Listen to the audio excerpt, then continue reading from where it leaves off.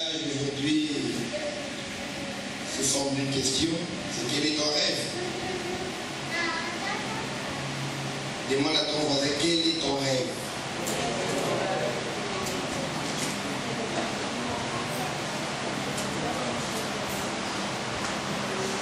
Nous ouvrons la Bible.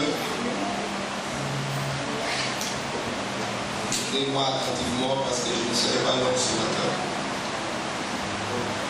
Nous ouvrons la Bible dans Genèse chapitre 37.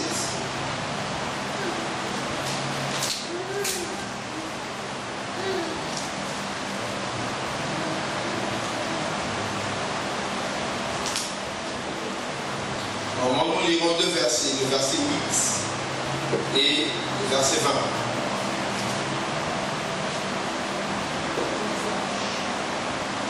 Mais vous pourrez lire aussi tout le contexte pour avoir toute l'histoire avec vous.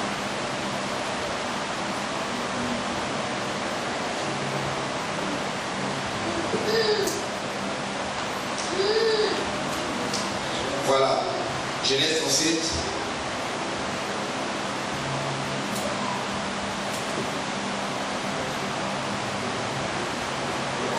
On peut lire à partir du verset 3 pour avoir une idée de l'ensemble de l'histoire, mais les versets qui nous intéressent, c'est deux versets. Le verset 8 et le verset 20. Lisons de 3 à 8 d'abord. Israël et Jacob aimaient Joseph plus que tous ses fils, plus que tous ses autres fils, parce qu'il avait eu dans la vieillesse. Et il lui fit une tunique de plusieurs couleurs. Parce que ses frères virent que leur père l'aimait plus que eux tous, et ils le prirent en haine. Ils ne pouvaient lui parler avec amitié. Joseph eut un songe, et il le rapporta à ses frères, qui le haïrent encore davantage. Il y a que du verset 3 au verset 5, vous voyez combien de fois déjà le verbe haïr est conjugué à l'encontre de Joseph par ses frères. Au verset 3,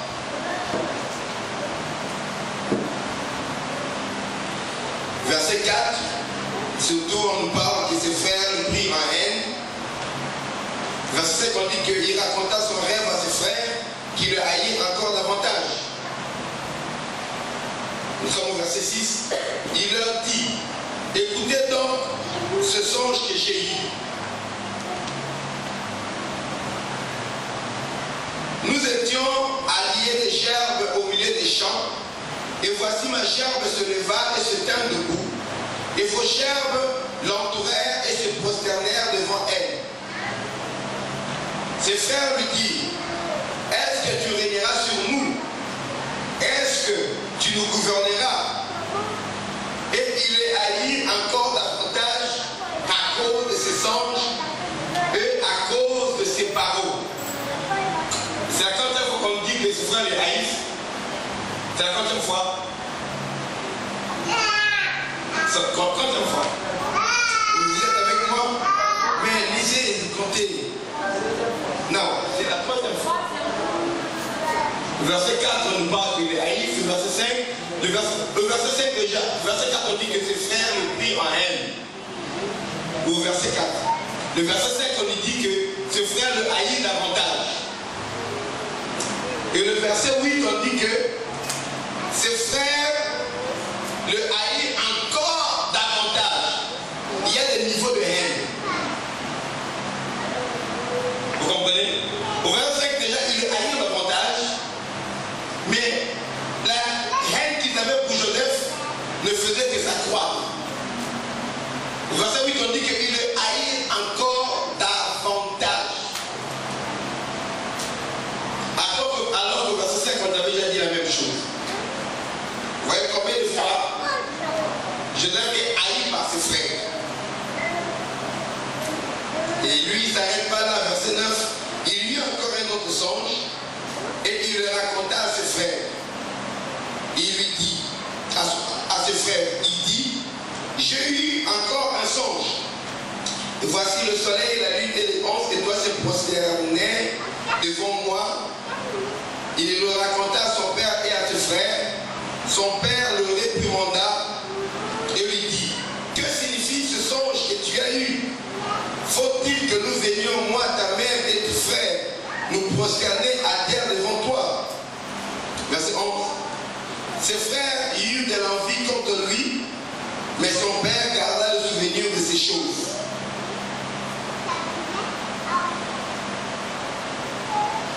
Les frères de Joseph allaient à Sichem, étant allés à Sichem pour faire perdre le troupeau de leur père. Israël dit à Joseph, les frères ne font-ils pas perdre le troupeau à Sichem? Viens, je veux t'envoyer vers eux. Et il répondit, me voici. Israël lui dit, va, je te prie, et vois si tes frères sont en bonne santé, et si le troupeau est en bon état, et tu m'en rapporteras les nouvelles. Il envoya ainsi de la vallée des Bron, et Joseph alla à Sichem. Un homme le rencontra comme il errait dans les champs, et il le questionna en disant, que cherches-tu? Joseph répondit, je cherche tes frères. Dis-moi, je te prie, où ils font paître leur troupeau. L'homme dit, ils sont partis d'ici, car je les ai entendus dire, allons à Dothan. Joseph alla après ses frères, et il les trouva à Dothan. Ils le virent de loin, et avant qu'il ne soit près d'eux, ils complotèrent de le faire mourir. Ils se dirent l'un à l'autre, voici le faiseur de songes, le faiseur de rêves. Verset 20, vous allez me souvenir ce verset. Venez maintenant, tuons-le et jetons-le dans une des citernes.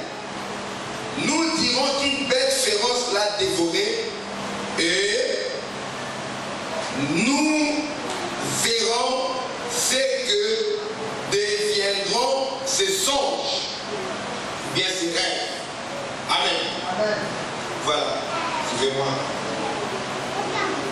Cette histoire, vous la connaissez. L'histoire de Joseph avec ses frères. Je ne vais pas avoir répété toute l'histoire ici.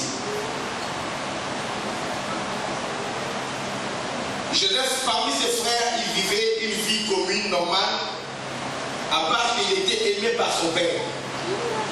Et à cause de l'amour que son père lui portait, ça créait de la jalousie auprès de ses frères. Ses frères ne pouvaient pas lui parler avec amitié. Mais quelque chose est intervenu dans la vie de Joseph qui a changé la position de ses frères ou bien leur regard par rapport à lui. C'était une simple jalousie que les enfants peuvent se porter l'un contre l'autre. Mais c'était devenu une antipathie tellement profonde que ça s'est transformé en haine.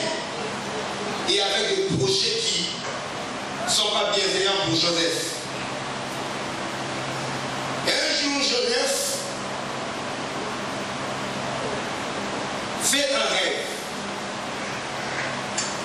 C'est là que tout a commencé. Joseph a vécu, mais je crois que sa vie a commencé le jour où il a fait ce rêve. Il a refait de quelque chose de grand qui déterminait sa vie, qui traçait sa destinée et même la destinée de sa famille. Moi, je crois que nous venons sur la terre pour accomplir un but précis que Dieu nous a assigné. Il y a des gens qui vivent comme des animaux. Une chèvre n'a pas de projet. Elle est née. Tout ce qui concerne la chèvre, c'est d'aller goûter l'herbe, trouver peut-être un point d'eau, et après s'en aller, être égorgé, manger ou bien en tout cas mourir ou vieillir, je ne sais pas. Mais un être humain doit vivre avec des projets. Et ces projets dans nos cœurs, ce sont des rêves. Il y a plusieurs sources de rêves. Amen. Et Joseph avait un rêve qui ne venait pas de son père, qui était un berger, qu'il aimait. Son père avait un rêve pour lui, un projet pour lui. Joseph avait un rêve qui ne venait pas de lui-même. Il avait un projet peut-être remplacer son père, être berger comme son père, je ne sais pas. Mais Joseph avait un rêve qui venait de Dieu. Dieu au ciel a déterminé le projet qu'il avait voulu faire pour Joseph. Et il lui a révélé cela sous forme de rêve. Joseph a vu dans ce rêve, il a eu deux sens principalement. Et dans un de ses rêves, qu'est-ce qu'il a vu? Les gerbes de blé qui viennent de couper dans les champs. En posant sa gerbe sur le sol, sa gerbe se tient debout. Et la gerbe de ses frères, 11, se prosternait devant sa gerbe à lui. C'était ça le rêve qu'il a eu. Ce rêve contenait le secret de la destinée de Joseph. Dans ce rêve, Dieu parlait à Joseph pour lui dire que tu vas régner sur tes frères. L'avenir et la vie de tes frères dépendra de toi. Je t'établirai chef au-dessus de tes frères. Même si ce n'était pas son rêve à lui, son désir, son projet, mais c'était devenu le projet de Dieu pour sa vie. Il y a des rêves, des projets que Dieu fait pour nous, qui viennent écraser tous les autres rêves que nous avons eu auparavant dans nos vies. Amen. Il y a des projets que Dieu nous communique qui prennent la place primordiale dans nos vies. Amen. De sorte que les gens qui nous connaissaient avant, quand ils nous voient agir par rapport aux nouveaux rêves que Dieu nous a donnés, ces gens ne nous reconnaissent plus. Amen. Parce que les gens disent, je t'ai vu naître, je t'ai vu grandir, nous avons été à l'école ensemble, mais je ne comprends plus la vie que tu as maintenant. Ta démarche et tes priorités ont changé. Bien, mais mes priorités, mes démarches ont changé à cause du rêve que Dieu a placé dans mon cœur. Amen. Quel est ton rêve? Quel est le rêve qui est dans ta vie? Et tout provient de ce rêve. Quelque temps après, il a fait encore un autre songe et il a eu un autre rêve. Et cette fois, il a vu le soleil, la lune et 11 étoiles qui se prosternaient devant lui. Il est venu de nouveau le parler à ses frères et à son père. Parce que quand il fait 11 gerbes, il n'a parlé qu'à ses frères. Mais quand il a vu 11 étoiles, et il a vu encore le soleil, il a vu la lune, il a compris que ça dépassait seulement le niveau de ses frères. Il est venu le dire à son père. Comme son père est prophète, son père a compris le sens de ses rêves. Il a dit, attends, qu'est-ce que tu veux me dire? Que moi, Jacob, alléluia, fils d'Isaac, fils d'Abraham, dis-le, moi, mon père Isaac nous a eu qu'à deux. Et j'ai dû lutter avec Dieu, tel que tu me vois là. Je n'étais pas un homme privilégié.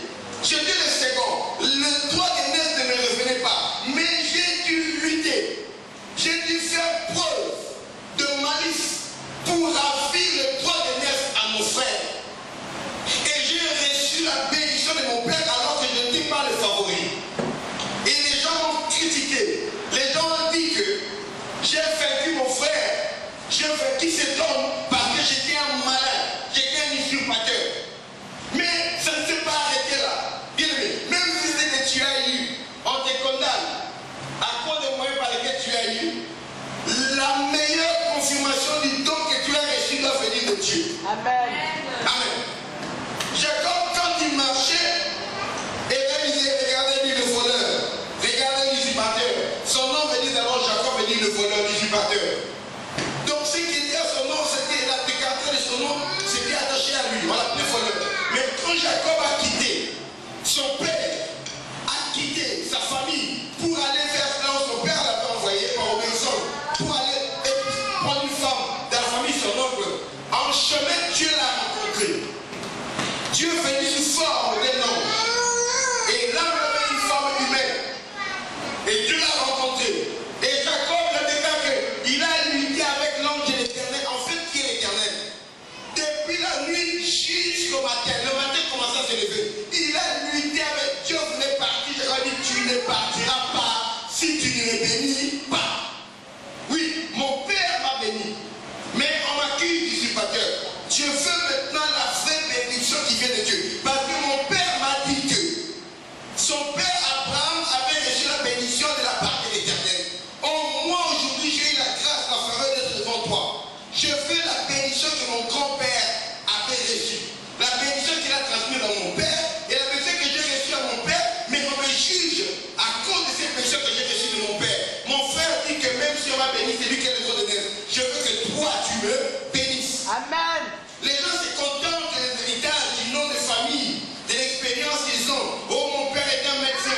Oh, mon père est un professeur. Oh, ma famille, écoutez, bien aimé, ce qui est terrestre est terrestre. Amen. Alléluia. Amen. Alléluia. Amen. Le nom de famille ne veut rien dire. Plus ton nom est élevé, plus ta mort peut être tragique. Rien qu'à cause de ton nom. Il y a eu plusieurs Libyens. Mais quand on commençait à cibler la famille de Kadhafi, à bombarder la famille de Kadhafi, je vois que tout celui qui s'appelait Kadhafi a commencé à se cacher en Libye. Or, quelques mois auparavant, quelques années auparavant, ce nom était une source de gloire et d'honneur pour eux. Bien, mais les choses changent. J'ai vu les noms des gens qui avaient les noms des enfants, on connaissait les enfants des généraux, le nom de la famille de l'ex-président Mobutu, tout ce qui était connu. Quand ils consultent ton nom, cette personne était pleine de fierté. On chantait les noms de ces personnes dans les chansons par les musiciens. Mais à un moment, quand le nouveau régime est venu, les rebelles sont en train de se terminer. Quand ils sont entrés, tous ceux qui avaient le nom de famille élevé là ont commencé à se cacher, ils ont fui. Le nom de famille, la fille, ça peut changer. Aujourd'hui, ton nom Sarkozy peut être le nom d'un détenu, d'un prisonnier. Mais hier, il était président. Aujourd'hui, demain, il peut devenir un prisonnier à cause d'une affaire. La vraie bénédiction, ce n'est pas ce que ton père, ta mère te transmet. La vraie bénédiction, c'est ce que Dieu te transmet. Et Jacob a lutté avec Dieu. Quand il a vaincu, Dieu l'a béni. Il a dit, bon, je chante ton nom.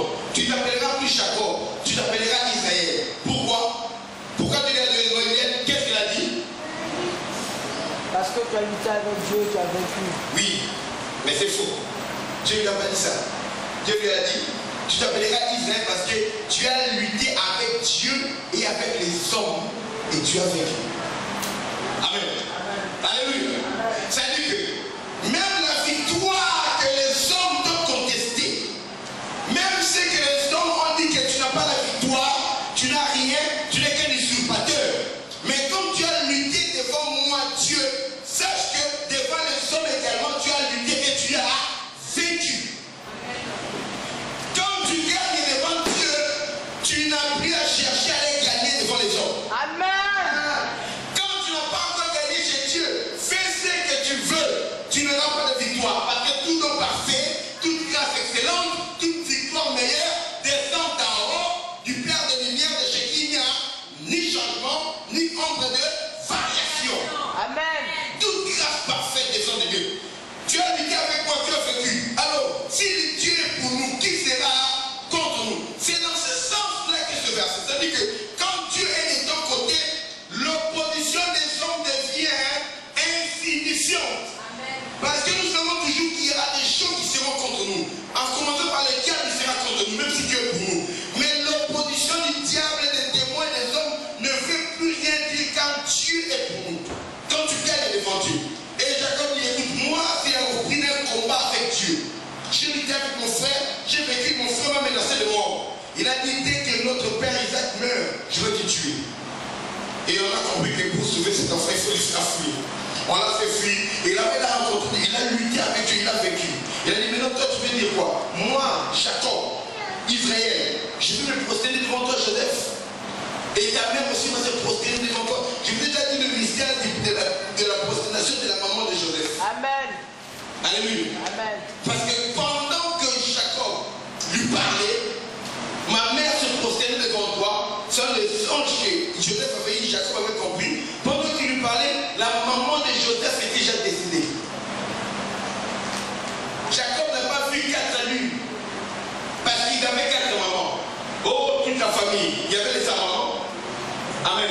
Rachel, il y avait l'autre maman. Et la maman la soeur à sa maman, Léa, qui était la première épouse. Et il y avait les 2 autres servantes.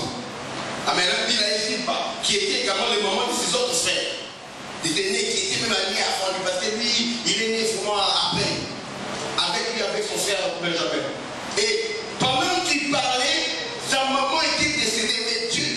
une vision que sa maman est venue se prosterner devant lui. Tu crois vraiment que nous allons venir nous prosterner devant toi et tu vas prendre la destinée de toute cette famille?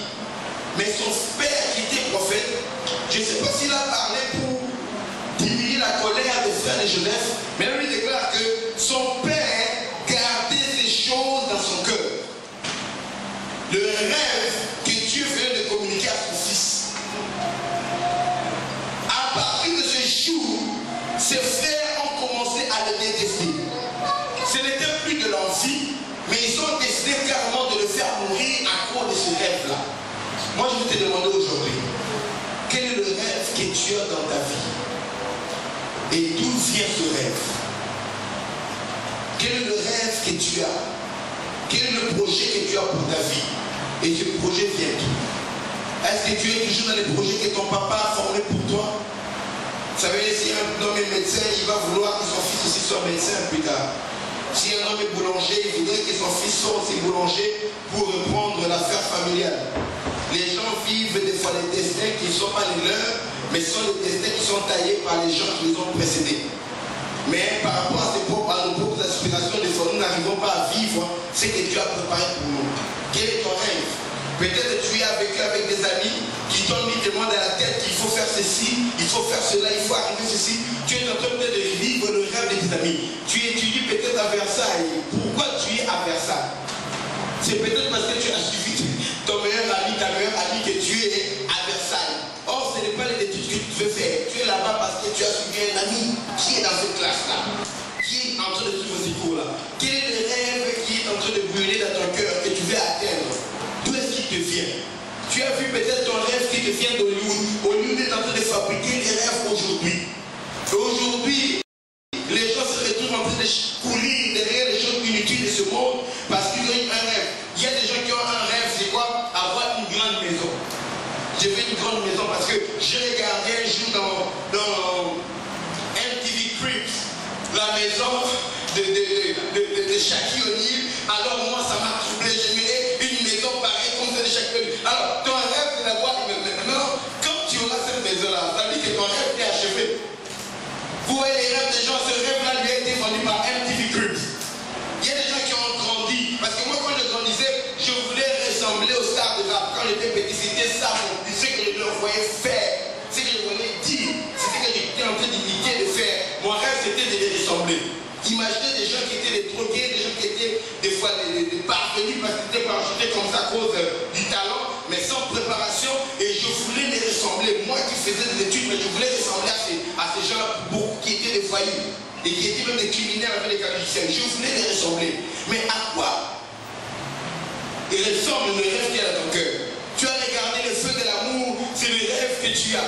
Le rêve de ta vie, c'est épouser un homme qui va te faire comme c'est pas, qui va te parler, ou bien t'appeler comme Brad, ou que je ne sais pas les gens. Donc, tu mets Rose Place, je ne sais pas quelle spécialité qu'il y a là. Ton rêve, c'est ça. Quel est le rêve? Il y a plusieurs sources des rêves qui motivent notre cœur, qui motivent notre vie. Il y a des gens ici qui vivent le rêve de leur professeur d'université. Un homme t'a embobiné, il t'a tellement épaté et il t'a vendu un rêve. Vous savez, j'aime les gens intelligents. Quand un professeur est intelligent, tu deviens fan. C'est-à-dire que quand il parle, tu es scotché à sa bouche, c'est comme tout ce qu'il est en train de dire là sur les prophéties. Alors, il y a des gens pareils et tu ne sais pas, dès qu'il ferme son livre, quand il parle, devant qui ce professeur se prosterne, tu ne sais pas.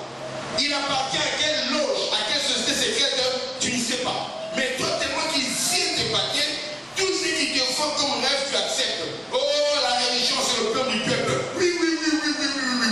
Oui, la religion, c'est le plan du peuple. Oh, Dieu n'existe pas. Oui, oui, oui, oui, oui. Dieu n'existe pas. Oh, il y a un miracle, c'est l'imaginaire de l'homme. Oui, oui, oui, oui. Oh, ce n'est pas Dieu qui a créé l'homme, mais c'est l'homme qui a créé Dieu. Oui, oui, oui, oui. C'est l'homme qui a créé la religion. Parce que c'est pour cela, t'as vendu ses rêves. Et sa manière de penser, il te l'a transmise. Et ton rêve à toi, c'est selon ce que le professeur a dit. Mais quel est le rêve de ta vie et d'où te vient ce rêve? Remets-toi un peu en question. Le rêve là, ce qui caractérise ta manière de fonctionner, ta manière de raisonner, ce qui te motive, les décisions importantes que tu prends dans ta vie, ça vient de quoi? Joseph avait reçu un rêve qui n'était peut-être pas le rêve qu'il avait auparavant, mais c'était un rêve que Dieu lui avait communiqué. C'était devenu le but de sa vie.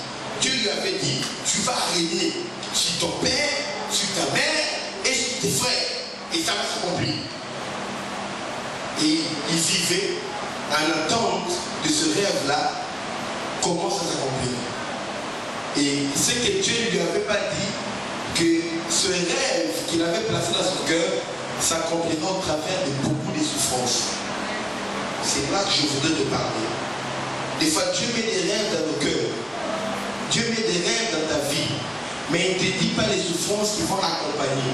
Tu peux encore être heureux s'il te révèle des souffrances qui vont accompagner ces rêves. Mais il ne te dira pas peut-être comment ces souffrances viendront. Joseph a commencé à être haï par ses frères à cause des rêves qu'il avait eus, à cause des songes. Imagine-toi, tu es avec tes frères et tes frères te haïssent dans la maison. Et un jour, quand ils ont eu l'occasion, son père avait envoyé ses frères à perdre les troupeaux. Il a dit, va voir Joseph, tes frères, qu'est-ce qu'ils sont en train de faire, s'ils sont en bonne santé, si les troupeaux sont en bon état. Et quand Joseph est arrivé vers eux, le verset 20 nous dit, en les voyant, ils ont dit, hé, regardez, c'est le faiseur de rêve. C'est le revers qui est en train d'arriver. Regardez, qu'est-ce qu'on va faire? Prenons-le, tuons-le, et nous verrons que deviendront ses rêves.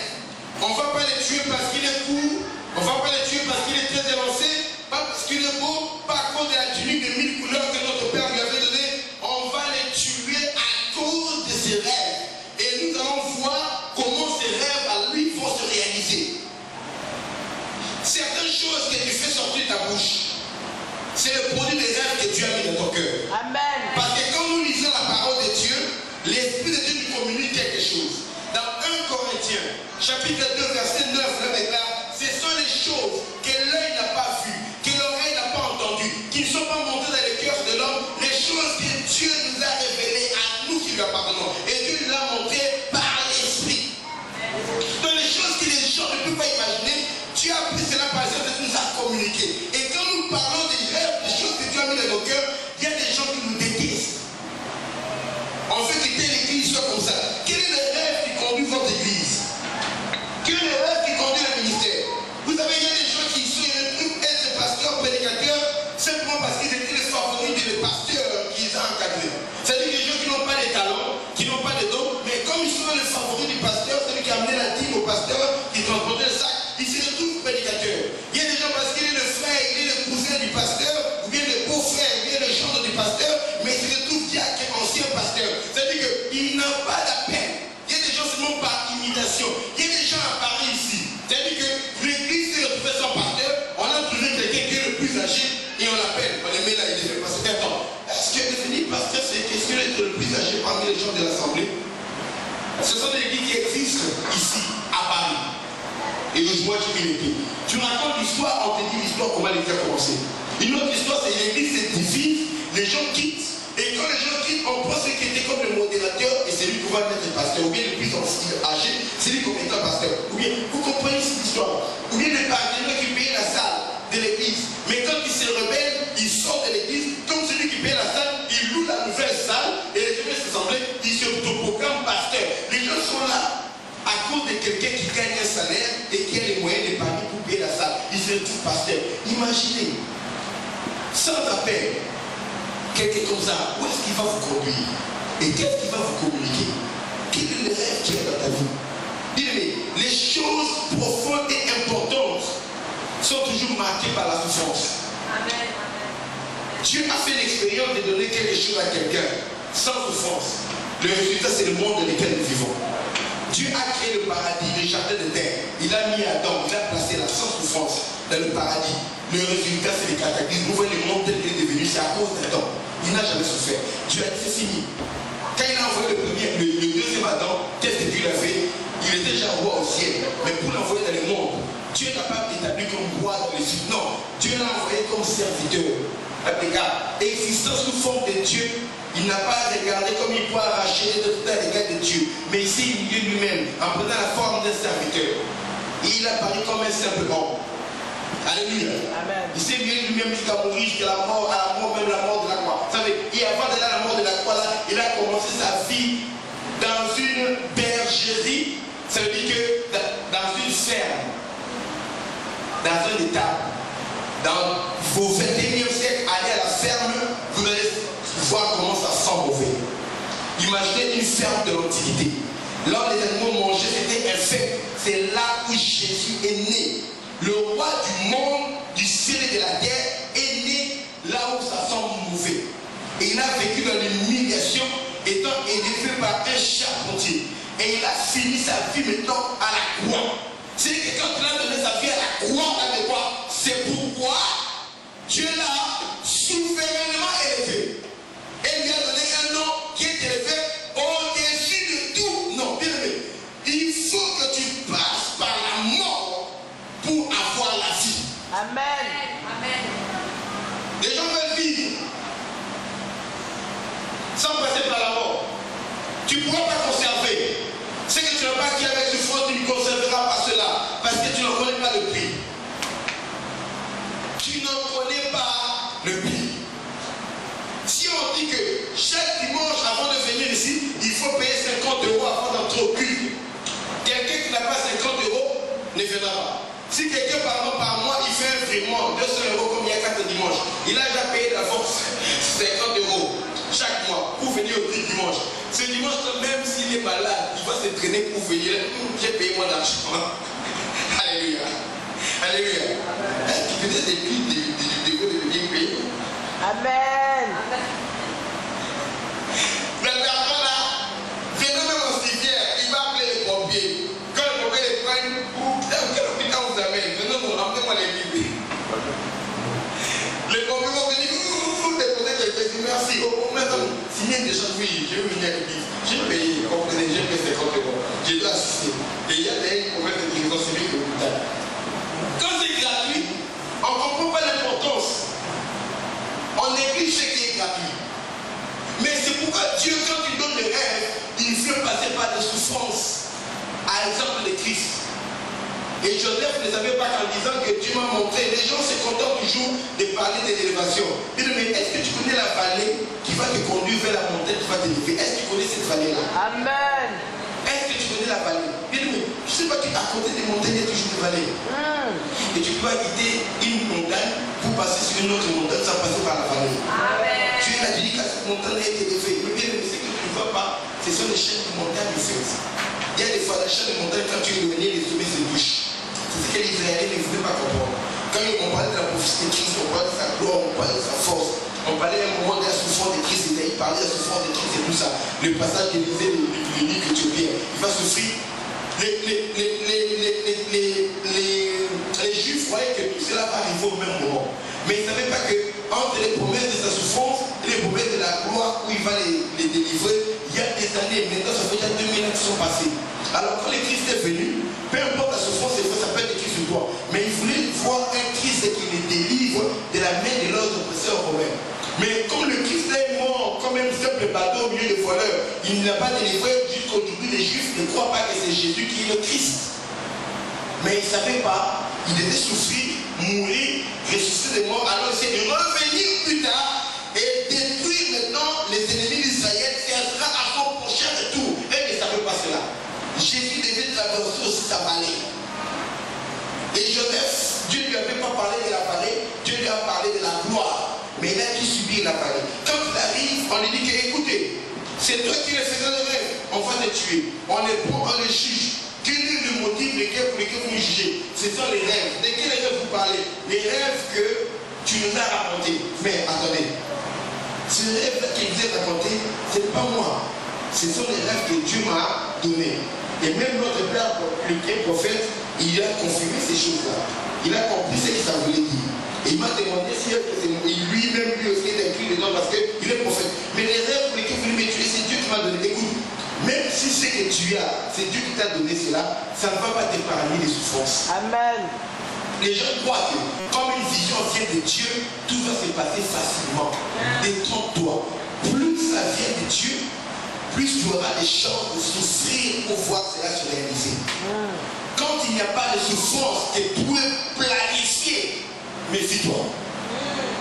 Quand tu marches dans le chemin, tu ne rencontres pas d'opposition, alors que tu sais que tu as un ennemi. Un ennemi. Quel est notre ennemi? Satan. C'est l'ennemi de notre père.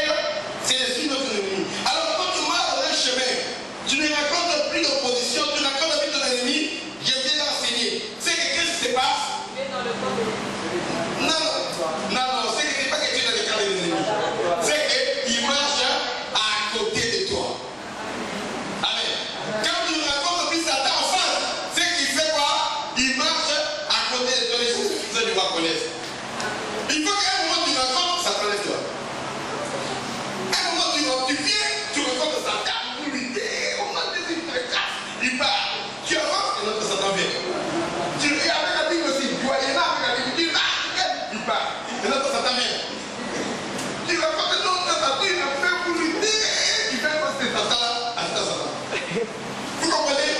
Là, tu es sûr que non, je suis sur le bon chemin. Alléluia. Et chaque fois que tu gagnes, Dieu te donne de l'expérience. Amen. Quand je gagne, j'ai la vitesse sur Satan, j'ai l'expérience, il me sera un peu plus facile de gagner l'autre Satan à lui-même. Il me sera plus facile de gagner l'autre Satan qui est là en veste. Amen. Parce que chaque fois que tu avances avec Dieu, Dieu t'enseigne. C'est au travers de la souffrance que Dieu nous enseigne. Mais quand tu avances, il n'y a pas d'opposition, méfie-toi. Là, les gars, large est le chemin qui mène à la perdition.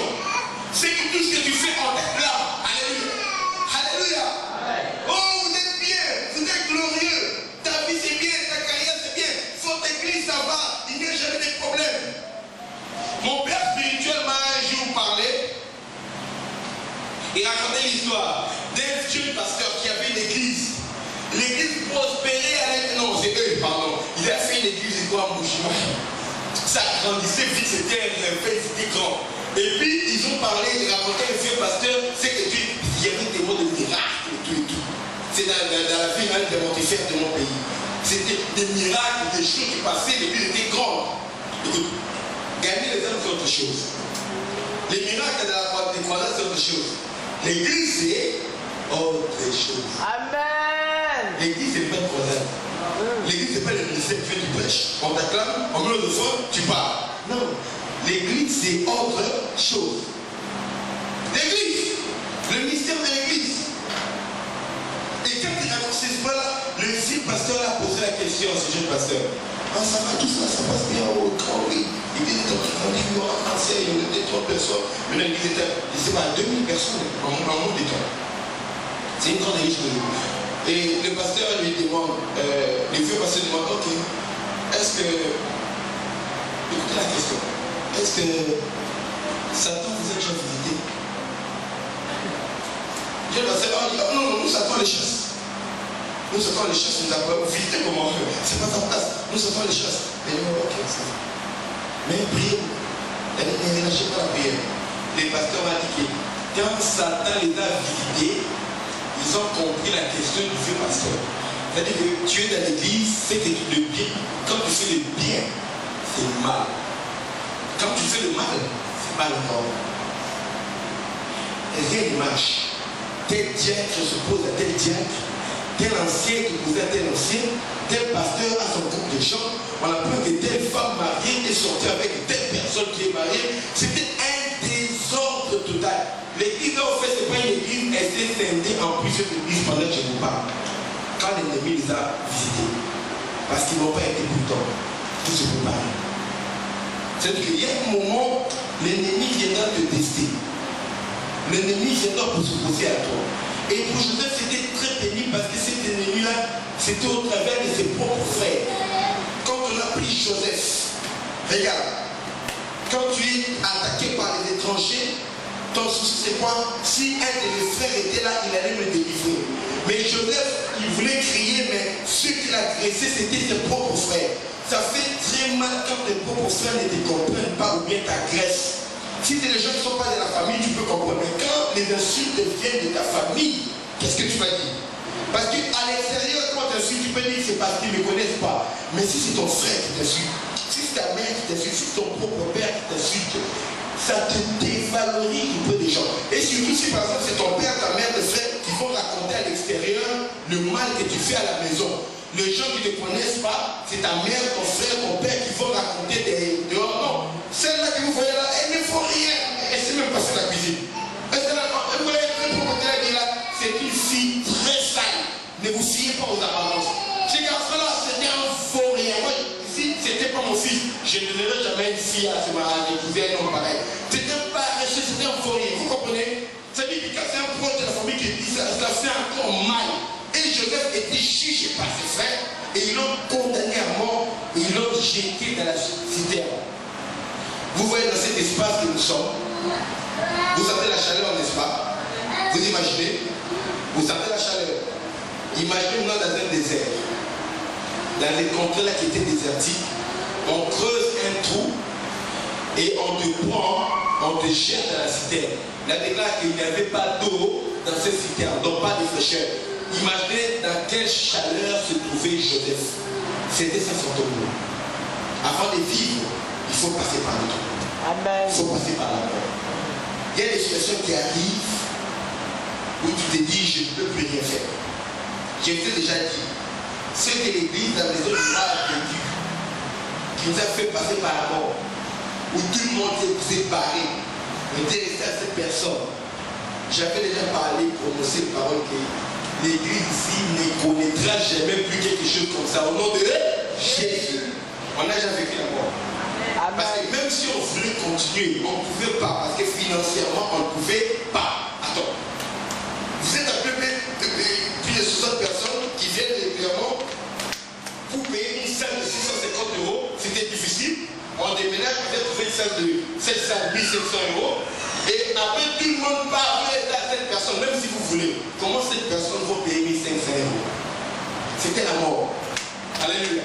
Mais quand la vision vient de Dieu, quand le rêve là vient de Dieu, j'ai dit à mes enfants, Dieu va pouvoir. Pendant la souffrance là, dans toutes les salles qui étaient ici, dans l'église de Coutulo, un grand homme de Dieu au pays là-bas, selon la personne qui l'ont payé le loyer, c'était notre église qui payait son loyer à temps. On payait nous tous 1500 aussi 1700. Qui payait toujours à temps et à jour. On n'avait pas de retard de loyer par rapport aux autres églises. Alors qu'on était resté à cette personne.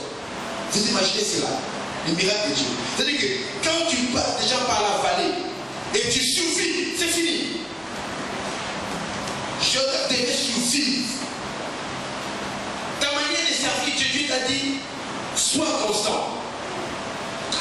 Évangélise. Trouve un temps chaque semaine. Va parler à quelqu'un de Dieu. Bien-aimé, ne crois pas que ton rêve que tu as de construire une compagnie, de bâtir une compagnie, je ne sais pas quoi, et la mission que Dieu t'a donnée là, c'est différent. Non. Le miracle qui va te permettre de construire ce que tu veux réaliser là, ta société, viendra de ton obéissance dans ce que Dieu t'a dit à faire. Amen.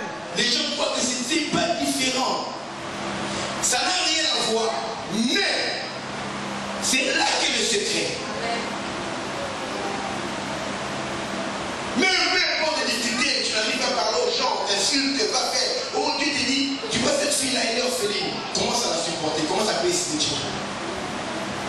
Quand il y a un problème, paye, paye. Oh, tu vas tenir ce qui est au pays. Paye, c'est Dieu. Bien aimé, la bénédiction de ta vie viendra de là. Amen. Ça sera difficile de le faire, mais c'est là qu'est caché le secret de la bénédiction. Si toi tu dis, oh, c'est difficile, c'est pénible, je ne peux plus faire, tu mets aussi de côté le rêve d'aller qui a payé dans ta vie. Tu mets cela de côté. Restez constant, travailler, obéir, oh bien aimé. Il y a un jour où Dieu viendra te visiter. Amen. Même si la mort me rencontre, mais quand Dieu me fera sortir de là, c'est pour rencontrer le chemin de ma destinée. Pendant que Joseph était dans les trous, Dieu avait déjà ordonné, avant même que Joseph se mette en marche, pour aller rencontrer ses frères, avant que ses frères aillent là-bas à Sichem et puis à Dothan. Dieu avait ordonné à un troupeau de Madianites, des gens qui venaient de loin de l'Orient, qui devaient descendre en Égypte. Ça prend plusieurs mois de voyage. Et ils étaient chez eux. Dieu leur a donné, sortez, levez-vous, marchez. Il y avait plusieurs chemins. Dieu leur a dit quoi? Marchez et allez passer par Dothan. Vous comprenez? Allez passer par Dothan. Les Madianites venaient avec leurs marchandises, ils passaient par Dothan. C'était le chemin de Dothan. Mais, au même moment, Dieu a dit à Jacob, envoie tes fils, allez perdre le troupeau. Où c'est? À Sichem. Rien à voir avec Dothan. Les enfants de Jacob sont allés à Sichem, ils ne savaient pas qu'ils étaient conduits par la main de Dieu pour l'accomplissement de la vision et du rêve que Dieu avait donné à Joseph. Amen. Pendant qu'ils sont allés à Sichem, là-bas ils ont trouvé qu'il n'y a pas terre pour leur troupeau. Et eux-mêmes sont demandé la vie à leur père parce qu'il n'y avait pas de téléphone à l'époque. Ils se décident d'aller où?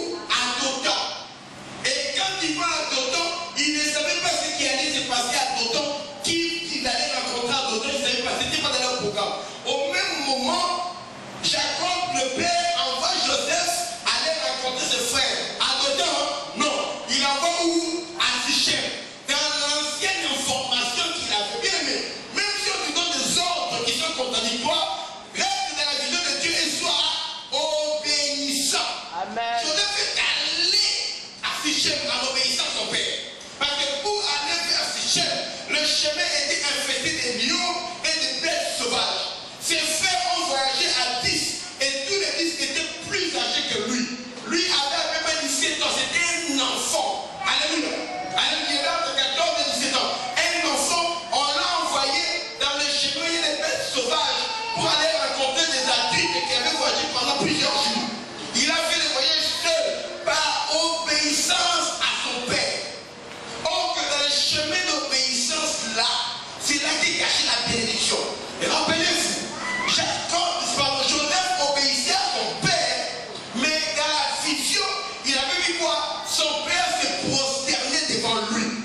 Ce n'est pas parce que Dieu t'a montré que tu auras un ministère plus élevé que celui de ton père, ou bien tu auras plus d'argent que ton père, ou bien tu fais des études plus que ton père, tu vas commencer à manquer du respect à tes parents parce que Dieu t'a donné une grande vision de la vie. Si tu manques de respect à tes parents, tu es en train de régner le rêve de la grandeur que Dieu a mis en toi. Plus Dieu te promet l'élévation, comprends le secret que Dieu élève ceux qui s'abaissent et il résiste aux orgueilleux. Même si dans la vision, c'est le papa qui s'est prosterné devant Joseph, mais quand le papa ordonne, Joseph dit oui, je le fais, il obéit. Il reste enfant jusqu'au temps de l'accomplissement de la promesse de Dieu. Il est resté enfant, humble. Papa, Sichem, il y a des lions, il y a des animaux. Ça va, papa, j'oublierai, j'irai. Et Joseph est allé seul à Sichem. Quand il arrive à Sichem, il ne trouve pas ses frères. Il reste obéissant, mais il ne trouve pas. Dieu n'a pas dit que toutes choses vont marcher comme nous on veut. Amen. Mais toutes choses marcheront comme lui il veut. Amen. Comme lui veut. Tout ne marchera pas comme moi je veux, pasteur Samuel, pour l'église, pour ma famille, mais tout marchera comme Dieu veut. Tant qu'on reste dans la vision de l'obéissance. Bien aimé, reste obéissant. Alléluia. Peut-être que la désobéissance est aussi coupable que la divination. C'est-à-dire la sorcellerie là. Et la réalisation à la fin des voies de l'Éternel est aussi coupable que les idoles. Adorer les idoles, là, devant les arbres, là, comme on faisait les rebelles. Quand tu es désobéissant, tu es rebelle. C'est comme tu es en train de faire de la sorcellerie devant Dieu. Amen. Reste obéissant. Celui qui est marabout et celui qui est rebelle, chez Dieu, vous avez commis le même péché. Et Joseph est allé, il arrive, il ne trouve pas, mais il rencontre quelqu'un.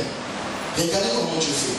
Il demande à la personne, il dit, d'où viens-tu? Oh, moi je viens de chez moi, mais qu'est-ce que tu fais là? Tu es en train d'errer là, quand l'homme là vient en train d'errer dans les champs. Qu'est-ce que tu fais? Je cherche mes frères. Tu peux me dire où est-ce qu'ils sont allés? Est-ce que tu les aurais pas vus?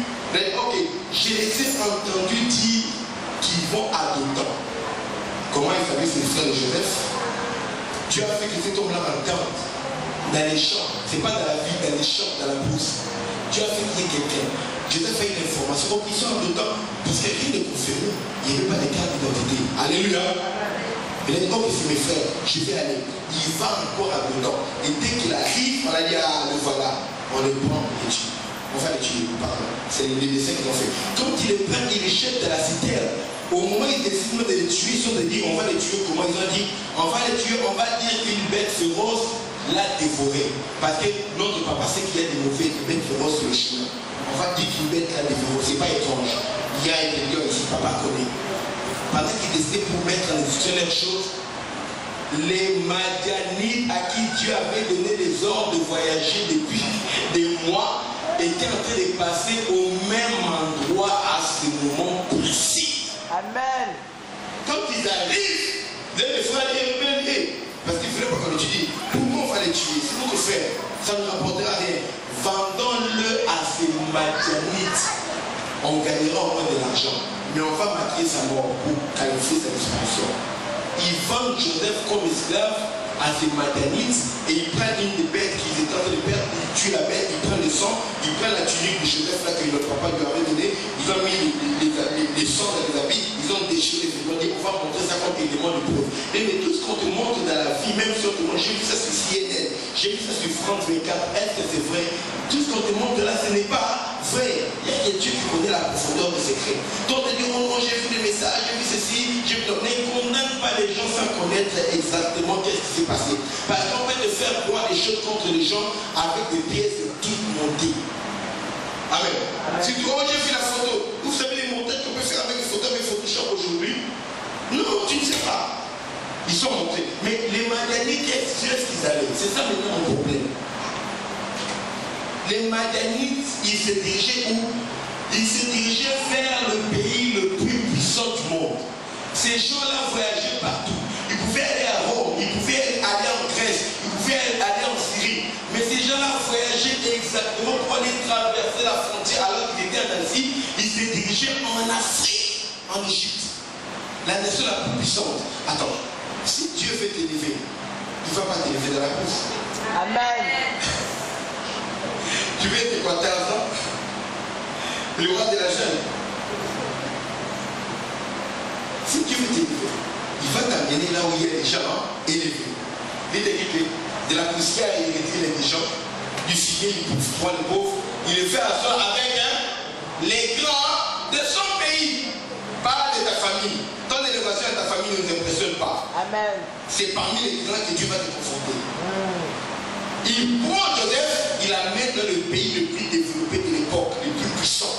C'est là-bas. Mais Joseph entre là-bas comme esclave. Là où les rêves de Dieu nous conduisent, des fois nous ne pouvons pas calculer. Amen. Tu es dans la société dans laquelle tu travailles comme un employé. Fais ton travail bien. Ne perds pas le rêve de Dieu qui est dans ta vie. Qu'un patron ne te fasse pas changer le rêve qui est dans ta vie. Amen. Qu'un employé ne te fasse pas changer le rêve qui est dans ta vie. Amen. Tu connais ce que Dieu a fait. Moi, personne, que tu sois Obama, j'allais dire Sarkozy, mais Sarkozy n'est plus au pouvoir. Il est passé. Que tu sois François Hollande, que tu sois Poutine, personne ne peut m'écarter du rêve que Dieu a mis dans le cœur de ma vie. Amen. Personne ne peut me faire écarter des objectifs que Dieu s'est fixés pour moi par rapport à ma vie, par rapport au ministère. Personne. Même si mes rêves doivent me conduire à la mort, je vais passer par la mort. Si Dieu veut que je passe par la mort pour vivre là, je les vivrai. La mort sera pour moi la cimetière. Vous allez m'enfermer là-bas pour que je meure. Je serai comme Daniel de la fosse au lion. Quand je sors de là, vous vous prosternez. Alléluia.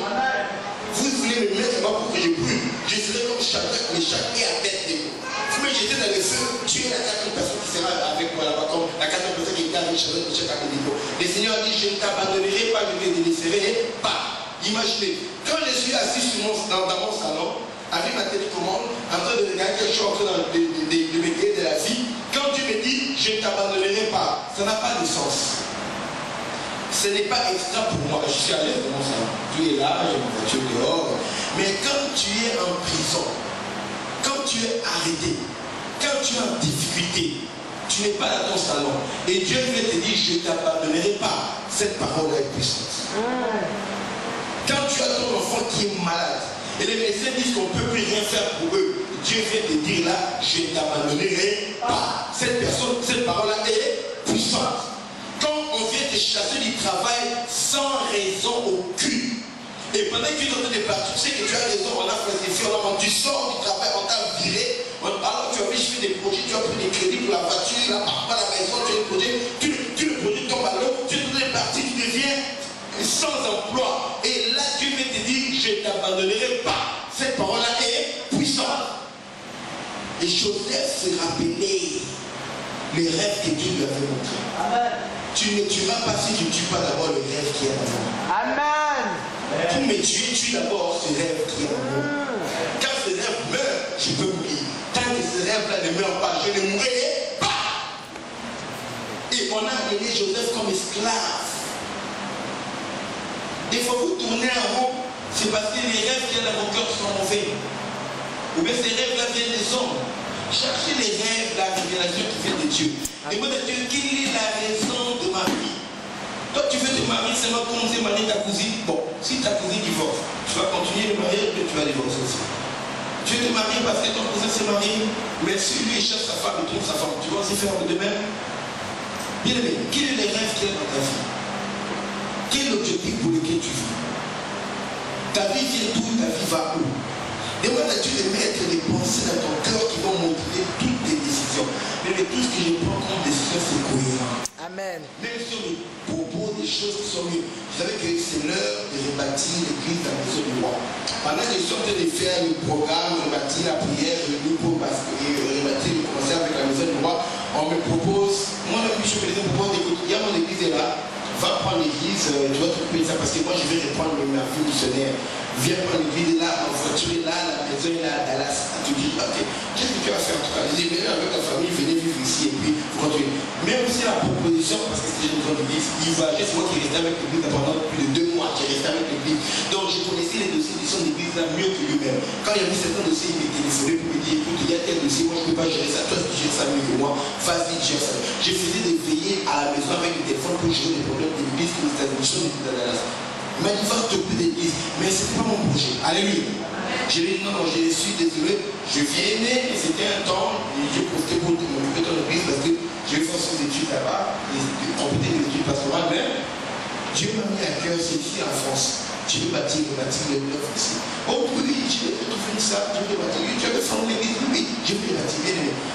Quand tu suis les projets que tu as mis dans ton cœur, même si ça commence petit, ça va grandir parce que le rêve de Dieu ne meurt pas. Parce que le rêve de Dieu est attaché à Dieu qui te l'a donné. Amen. Le rêve des hommes, ça meurt. Quand la série télévisée que tu veux bâtir ta vie à cause de cela, quand ça passe, ton rêve là aussi, ça meurt. Quand ton oncle est celui qui te vend un rêve, si ton oncle là qui paye tes études, il meurt. Mais c'est fini. C'est fini, qu'est-ce que tu vas faire? Celui qui paye tes études, s'il meurt, c'est fini. Quel est le rêve de ta vie? Et ça vient d'où ce rêve? Aujourd'hui, que chacun de nous se demande d'où est-ce que je viens et où est-ce que je vais.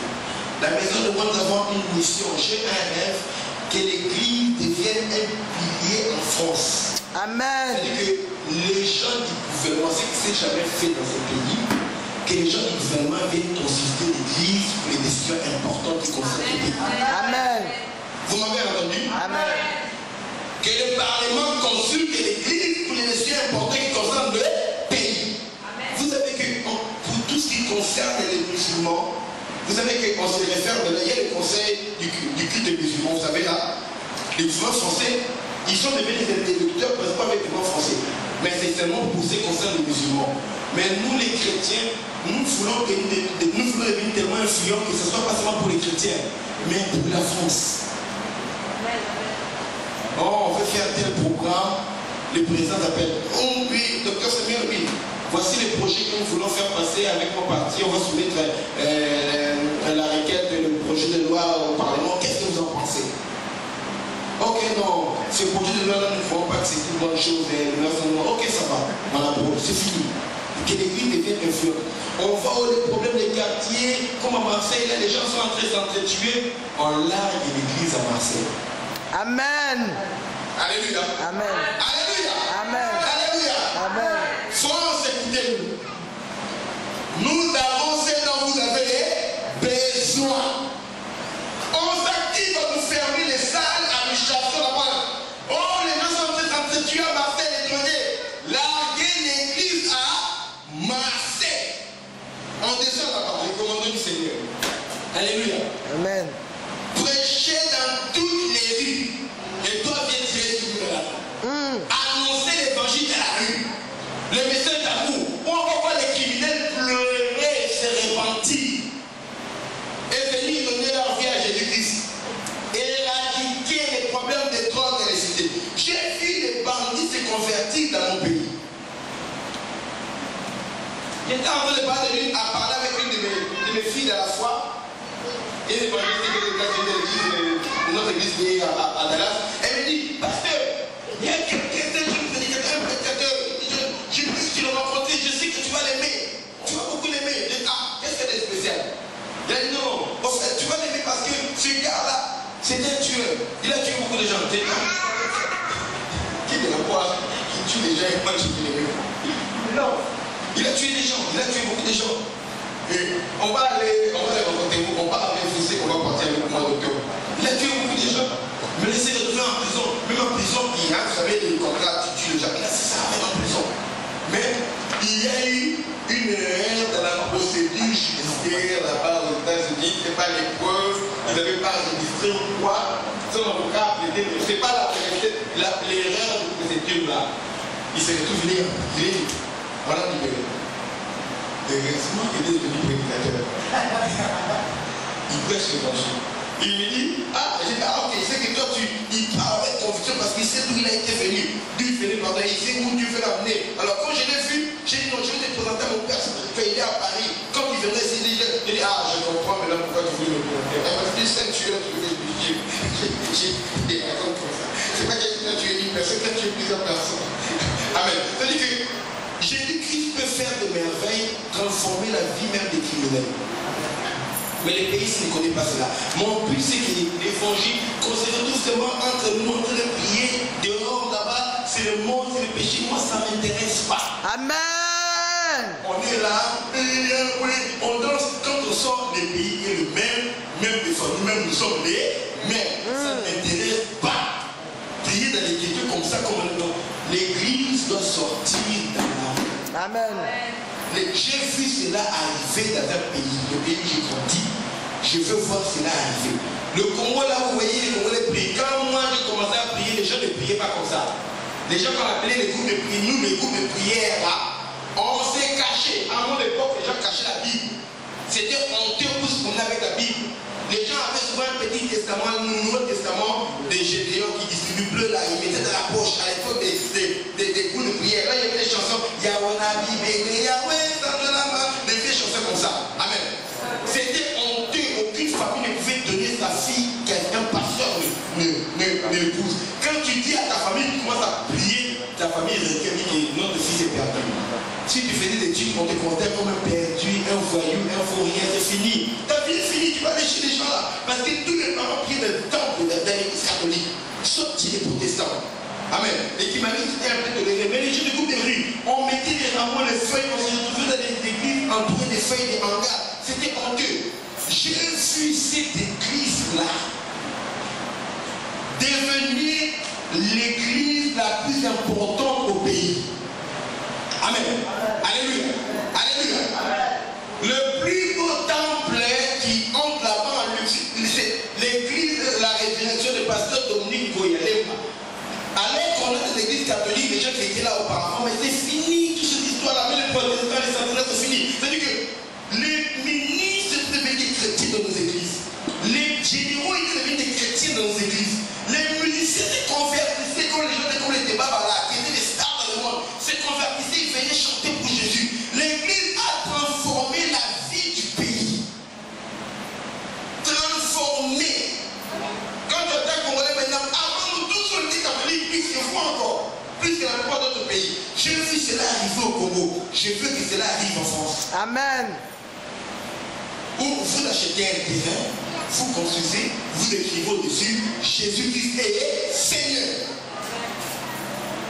Une cellule de prière au Parlement. Une cellule de prière au Parlement. Vous commencez avec 2 députés, mais après c'est 50 députés qui viennent prier avec vous. Parce que nous sommes dans un pays libre. Alléluia. Amen. Ils viennent prier, après ils vont aller prendre des décisions. Est-ce que vous croyez qu'ils voteront des lois en faveur de l'homosexualité? Non. Mais ces gens font ce qu'ils font parce que leur conscience est éteinte, parce que la conscience de ces gens n'est pas éclairée par la parole de Dieu. Ils font des lois, parce qu'il y a un décret qui a été signé maintenant, c'est transmis à tous les préfets de l'île de France ici. Ils vont fermer nos églises. Ils n'ont pas les droits de fermer en tant qu'association, mais ils vont fermer les salles des églises. Ils vont pas les payer. C'est pas demain, j'ai dit maintenant. On a une réunion de pasteur, ça se passe maintenant. Et certains prérogatives de ces trucs qui ont été signés nous ont été communiqués par nos amis les pasteurs français blancs. Parce qu'ils ont un des petites églises depuis longtemps, ils sont quand même petits, il faut l'église de Dieu que l'église nous réveille dans ce pays, c'est nos églises ici. Ils ont communiqué, c'est ça qu'on est en train de lutter maintenant. Et sur le plan spirituel, on a prié vendredi ici pour ça. Et sur le plan social, et sur le plan juridique, on a essayé de fermer nos églises. On a donné aux musulmans un grand hangar de pompiers pour qu'ils aillent prier là-bas. Ils vont payer comme des rien du tout, presque rien par rapport à cette grande communauté, par rapport à l'endroit. Mais nous, on est en train de fermer nos églises. Mais c'est illégal. Pourquoi? Parce que l'église n'est pas influente. Les musulmans, ils ont des gens qui parlent pour eux. L'église en France est restée dans les ghettos. Aux États-Unis, quand une loi de tout président suffit des autres États-Unis, même si on te soupçonne comme musulman, comme Obama, on te soupçonne d'être musulman, Obama, Barack Hussein Obama, mais tu dois passer à la télé dire j'aime Jésus, je crois en Jésus avant que tu sois voté président des États-Unis. Si tu ne dis pas que tu aimes Jésus, tu ne seras pas voté. Même si après tu feras des bêtises, comme Bush. Mais il faut d'abord dire que je suis chrétien. L'église s'est imposée aux États-Unis. Alors, en Angleterre, l'église d'abord, le chef de l'église de l'Angleterre, c'est la reine elle-même. Même s'il va faire. Mais ici en France, quand tu parles Jésus, tu dois te cacher. Va à la télé, fais une blague sur les diables. Tout le monde va aller. Parle seulement de Jésus. Les gens vont se taire. Parle de Mahomet. Les gens vont faire semblant d'être d'accord. Disent c'est par tolérance parce qu'ils ont peur des musulmans. Même si on a des choses à dire, il ne faut pas parler. Nous, on est d'accord. Quand on dit Jésus, non, on ne veut même pas que tu parles. Mais parle du diable, des bêtises, les gens vont rire. Bien aimé, et nous les chrétiens, nous sommes là dans la même époque. On doit changer l'histoire de ce pays. C'est ça mon rêve dans ces pays. Le faire et former les enfants qui vont le faire. Amen. C'est là qui sera le secret de notre évolution. Alléluia. Amen. Et en accomplissant cela, même si on travaille maintenant comme esclave, quelques temps après, Joseph esclave est allé en prison. Et de la prison, quand il est sorti, il est devenu premier ministre. Et ses frères ont quitté Israël, ils sont venus en Égypte sans savoir que c'était Joseph. Ils se sont prosternés devant lui. Et quand Joseph a dit que c'est moi votre frère, ils se sont souvenus des visions que Joseph leur avait données, des rêves qu'il avait donnés. Bien aimé, le rêve qui vient de Dieu ne meurt pas. Ne sois pas étonné. Quand tu verras une limousine me prendre, allez m'amener là-bas au palais de l'Élysée, reçu officiellement par le président. Pas pour qu'on parle des caviar, des parcours de golf. Oh, c'était difficile le 16e tour. Non, non, non. Je viens parler de l'affaire du royaume de Dieu. Amen. Alléluia. Amen. Alléluia. Amen. Ne soyez pas étonnés. Si toi, tu deviens ministre dans ces pays, amen, quand ça va se faire, souviens-toi de Jésus. Quel est ton rêve? Acheter des villas. Bon, quand tu achètes des villas, tu vas là-bas après quoi? Ta vie change? Non. Non. Tu vois la même vie. Les gens qui ont des villas meurent aussi. Bâtir une grande église. Mais après, qu'est-ce qui arrive? Il y a des gens qui ont des grandes églises qui meurent. Il y a un homme de Dieu, Zacharia, qui vient de décéder, je crois, une année, non, je sais pas, 2 ans à New York. On l'a retrouvé dans sa chambre dans l'hôtel, mort. Il a bâti une très grande église, je crois que c'est plus de 5 000 membres. On s'en est parlé. Une grande église, je ne sais pas si c'est la vie de l'ennemi, comment ça fait. Une très grande église. Les gens sont en train, les pasteurs connus là-bas, sont en train de se discuter dans cette église, et ils veulent prendre ça comme, je ne vais pas citer les noms. Mais il est mort dans sa chambre d'hôtel, seul. Il est parti. Nous, on a notre collègue ici, il est parti. Son frère est arrivé, Dieu l'a appelé, il est parti. L'autre aussi, j'ai été voir à Bruxelles, je viens de Bruxelles, j'ai été voir la femme de mon ami, un collègue pasteur. Il a bâti une grande église, mais le collègue là, Dieu l'a appelé, il est parti. On était ensemble en Belgique, moi j'ai laissé, je suis venu, il a fait une, il est parti, l'église est restée. Le but, c'est on fait une grande église, mais après c'est quoi? Bien aimé, il faut avoir des rêves puissants et profonds qui peuvent changer l'histoire de la vie de l'humanité. Amen. Les Égyptiens ont été sauvés par millions de la faim à cause de Joseph qui a été élevé en Égypte. Quand la famille est venue pendant 7 ans, ils ont pu avoir la nourriture. L'Égypte est devenue riche pendant la famine parce que Joseph a interprété les songes. C'est-à-dire que quand le monde, il n'y avait plus de nourriture, il y avait la nourriture que chez les Égyptiens parce qu'il y avait d'abord 7 ans d'abondance. Ils ont épargné selon le conseil que Joseph leur avait donné. Et après cela, les gens du monde venaient acheter les vivres chez Joseph. On parlera de la crise, mais pendant la crise, toi tu vas devenir riche. Amen. Joseph était devenu la personne la plus puissante au monde. Parce que même Pharaon avait dit que il n'y a que le trône qui m'élève au-dessus de toi, mais tu gères tout le pays. L'élévation là, ce n'était pas seulement par rapport à sa famille, c'est par rapport au monde. Mais il devait rester obéissant et ne pas abandonner la voie du Seigneur, même dans la souffrance. Comment? Quand Joseph est allé dans la maison de Potiphar, la femme de Potiphar est venue pour coucher avec lui. Jésus m'a dit, je ne pécherai pas contre l'Éternel. Parce que ton mari m'a fait du bien. Je ne veux pas pécher contre l'Éternel, contre ton mari. Le mari n'allait pas savoir. Il est déjà, Dieu l'a abandonné. Il m'a laissé devenir esclave dans ce pays. Il m'a fait des fausses prophéties. Oh, je vais régner sur ma famille. Je suis esclave à une belle femme riche. L'officier de Pharaon, sa femme même. Oh, je vais sortir avec elle. Peut-être je vais me donner l'argent. Écoute, l'homme ne te donnera rien si Dieu ne te l'a pas donné. Amen. Amen. Amen. Tout don parfait, toute grâce excellente, descend en haut. Du Père de lumière, chez qui il n'y a ni variation, ni ombre, ni changement, ni ombre de variation. C'est-à-dire que les dons des hommes, ce n'est pas parfait. Les dons des hommes, ça va pourrir, ça va se corrompre. Il n'y a que les dons de Dieu qui est parfait. Le cadeau que Dieu te donne, le travail, le mariage, le ministère que Dieu te donne, c'est un ministère qui va demeurer et qui aura des fruits. Tu peux avoir beaucoup de gens, mais quand tu meurs, ton église disparaît parce que ça n'a pas les fruits qui demeurent. Vous comprenez cela? Tu rassembles des gens, mais quand tu pars, c'est fini. On ne parlera pas aux disciples de telle personne. On veut un ministère qui demeure. Parce qu'il y a des gens qui ont des ministères qui ne sont pas bâtis sur le Seigneur. Ne courez pas derrière les noms des gens. Regardez la conscience de la parole et l'esprit qui est véhiculé dans les ministères de l'église pour comprendre si c'est de Dieu ou bien c'est pour plaire au monde. Si c'est par marketing qu'on ensemble les fous. Jésus m'a dit, je ne pécherai pas contre Dieu. Il n'a pas abandonné Dieu même dans l'esclavage. Et il est allé en prison, il continue à interpréter les songes de Dieu. On lui dit, une des songes de non, ce n'est pas à moi, mais c'est à Dieu qui revient la révélation des songes et des secrets. Dites-moi votre songe, Dieu. Même en prison, il a quitté la maison de Potiphar. On l'a accusé faussement, mais il fait haïr Dieu. Et il va en prison, faussement, il dit, Seigneur, je suis juste, mais pourquoi vous vous plaignez trop? Des fois, il faut apprendre à fermer la bouche. Amen. C'est vrai ce qui t'arrive, tu ne mérites pas cela. Mais tu ne sais pas si c'est dans les plans de Dieu. Amen. C'est en prison que tu vas rencontrer les serviteurs des pharaons, mais toi tu ne le sais pas. Il y a des situations où Dieu t'envoie, c'est une vallée profonde, mais c'est là que la pépite d'or qui va changer ta vie.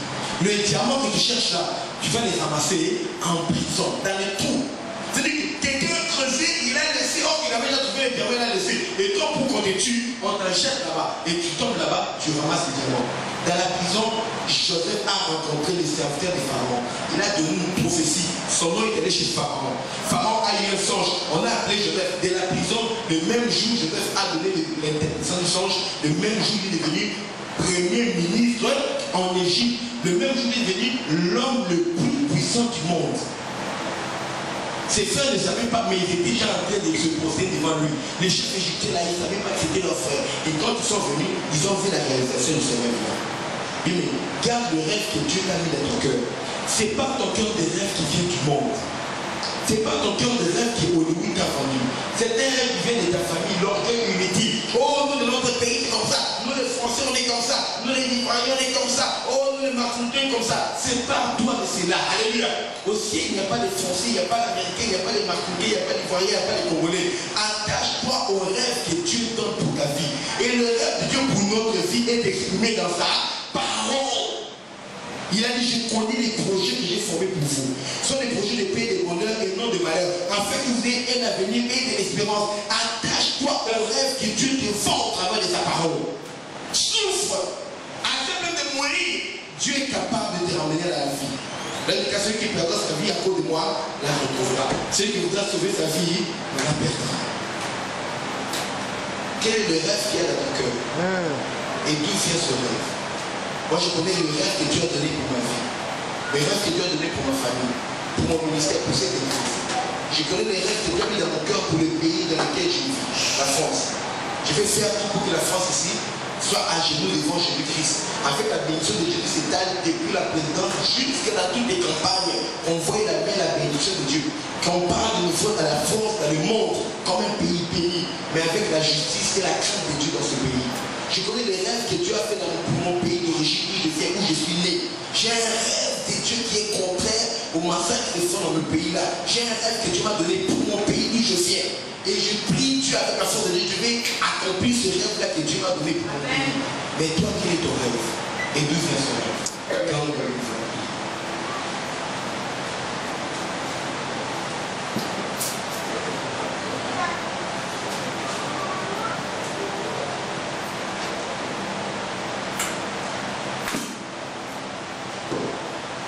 Dieu d'éclairer ton cœur et de donner un rêve pur. Et qu'il enlève de ton cœur tous les rêves qui viennent du monde, des gens de ce monde. Qu'il mette un rêve pur dans ton cœur et la force de suivre ce rêve, de voir cet accomplissement. Qu'il lui donne la force de continuer, même quand tu traverses la vallée, tu es accusé, tu es en prison, que tu ne recules pas. Prions pour Dieu. Éternel Dieu puissant, c'est toi qui désigne pour tes ce matin, Seigneur, tu nous as instruit sur l'importance de toi. L'importance de Seigneur de ceci. Mon bien-être. Grâce à l'éternel Jésus de Nazareth, les rêves pour le nom du monde. Les rêves pour le nom, Seigneur, mon Dieu, des hommes. Pour le nom de nos familles, pour le nom de notre toi, Seigneur. Sont voués à l'échec. Sont voués, Seigneur, mon Dieu, à nous dans la joie. Mais Seigneur, mon Dieu, mon roi, je te t'établis dans nos vies. Nous perdons Jésus dans notre foi. Nous appelons Jésus au milieu de nous soyons. Nous mène à la vie. Et ce matin, que tu actives mon moi, que tu aujourd'hui dans notre souci, tu crées un pouvoir. Désir à fond, de voir le rêve que je fais en moi accomplir, se réaliser. Et le mépris de ce rêve-là de prendre toute ta vie. De ce rêve de prendre toute ta vie.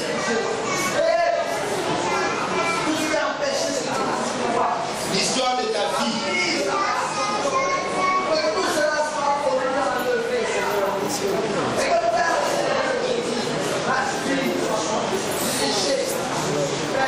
Thank you, Lord.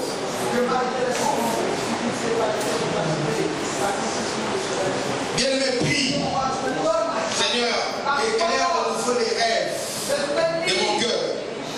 Change les motivations de ma vie. Dans le nom puissant de Jésus. Change les motivations de ma vie.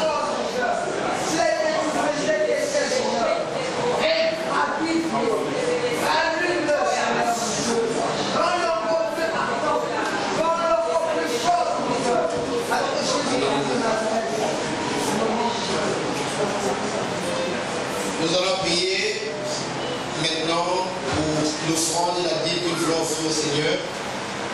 Tu vas préparer ce que tu as préparé pour Dieu et venir l'offrir et Dieu te bénira. Et si tu as travaillé, c'est que Dieu te donne la force et tu reconnais qu'il y a la force avec laquelle tu as travaillé, la santé, la vie et le travail que tu as, c'est bien le travail de Dieu. Tu apporteras le 1/10 de tes revenus pour contribuer à l'avancement de l'œuvre de Dieu. Et Dieu te bénira. Tout cela nous donnons, c'est par la foi. Et c'est par la même foi que nous croyons qu'un jour nous allons voir la présence de Dieu. Si tu ne crois pas pour les choses de la terre, ta foi pour les choses du ciel ne se justifie pas. Prions pour nous, frères. Seigneur, merci. Merci pour ce que tu as mis dans ma main pour te l'apporter. Je n'ai rien à te donner parce que sur les ciels tout appartient. Mais reçois cette offrande comme un parfait de bonne odeur et que ce sacrifice puisse te plaire. Et bénis-moi en retour au nom de Jésus. Bénis mon frère, ma soeur qui a pris de ses revenus pour venir t'apporter. Et cela dans le nom de Jésus. Que rien ne manque à sa famille. Pour voir ses besoins, aider à réaliser ses projets. Dans le nom de Jésus-Christ. Ceux qui ont donné leur dîme, sécurise leur travail, accorde-leur le succès, la promotion, l'élévation, augmente leur revenu, leur salaire et aide à réaliser des projets pour ceux qui veulent bâtir et construire des entreprises. Papa, qui réussissent là où les autres échouent. Quand on parle de la crise, il n'y a pas de crise pour eux, au contraire, il y a le succès, la réussite. Au nom de Jésus, ça va se prier. Amen. Apportons l'offrande. Je suis heureux. Je n'ai pas de milliards, mais j'ai ce peuple qui est ma famille. Je ne connaissais pas, eux ne me connaissaient pas, mais nous avons unis au travers du sang de Jésus. Merci pour cet amour. Merci pour leur présence. Je bénis ton nom pour la présence de la sœur Patricia qui nous vient de très loin. Nous prions que toutes les prières, les jeûnes que nous avons fait dans la maison du roi et les bénédictions que nous avons reçues dans ta présence, que Patricia également puisse recevoir sa part au nom de Jésus. En mettant ses pieds dans cette maison, dans ta maison, il n'y a pas d'esclaves, il n'y a pas de détenus. Que Seigneur, tout esprit qui l'a créé esclave, qu'il a retenue prisonnière et le chien qu'il a retenu de la captivité, que cet esprit la libère, ce chien tombe dans le nom de Jésus, qu'elle participe à la liberté de la gloire des enfants de Dieu, ici dans la maison de gloire. Je bénis chaque enfant, je bénis chaque personne qui est là. Laisse que cette semaine soit une semaine de révélation. Bénis le bishop qui va venir nous prêcher. Papa, prépare son cœur, remplis son cœur de révélation pour que ce qu'il communiquera le mercredi, le vendredi et le dimanche puisse changer l'histoire et la vie de l'église dans la maison du roi. Papa, nous voulons devenir l'église la plus puissante et la plus influente ici en France pour amener les âmes à toi, mais aussi pour amener les gens à t'obéir, à reconnaître ta souveraineté, ton autorité, pour freiner l'avancée du paganisme et freiner l'avancée de l'islam dans ce pays. Nous voulons être l'église qui va freiner et arrêter l'avancée de l'islam dans ce pays. Nous les disons, les déclarons au nom de Jésus. Merci papa pour ta présence au nom de Jésus dans ce pays. Amen. Amen. Salut.